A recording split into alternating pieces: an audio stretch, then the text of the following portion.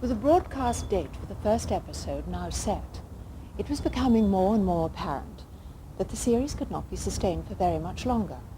This was not being helped by Patrick's visit to Hollywood to film Ice Station Zebra, which was putting an added strain on the production and an increasing workload on the producer David Tomlin.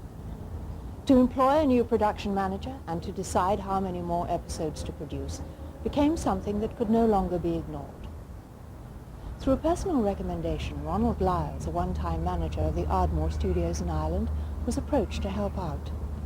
But at the same time, he was being offered a job on probably MGM British Studios' most famous production, 2001, A SPACE ODYSSEY. It was in June, July and August 1967.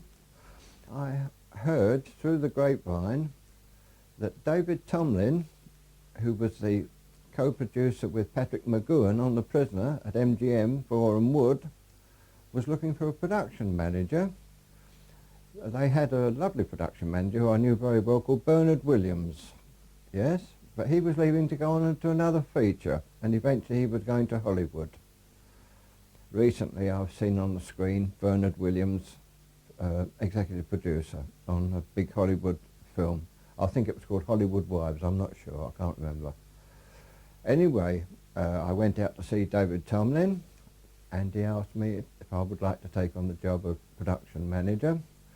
They had originally shot 13 episodes of The Prisoner for ITC, Sir Lou Grade's company, and Lou Grade wanted them to do 13 more. But Mr. McGowan said no, and the maximum he would do would be 17. There were 4 more to do.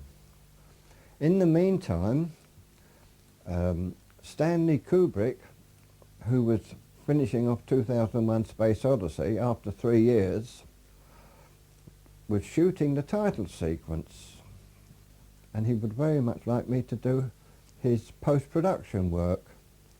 Yep. So I said, but I'm working for Mr. McGowan. I'm fully tied up.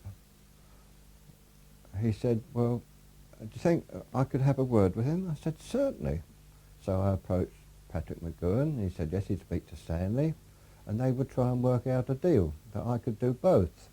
Post-production supervisor on 2001 and production manager on The Prisoner. Ronald Liles joined the Prisoner crew during one of its most uncertain periods of production. It had already been decided how many more episodes would be produced, 3 standalone stories and a concluding chapter, directly to follow one previously shot, Once Upon a Time, starring Leo McKern.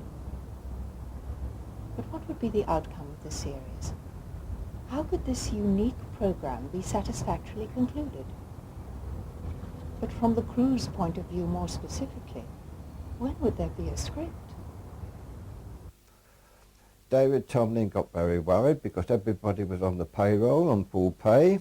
We didn't lay anybody off at all on Mr. McGowan's instructions. So David Tomlin flew over to LA to see Pat, to see if they could write a script together and David would bring it back. Well, David came back without a script. Yep. Patrick stayed over there another couple of weeks, and he was going to write the script on the plane coming back. When he arrived in London, to be quite honest, in a nutshell, he was like a wet lettuce. He'd been working day and night.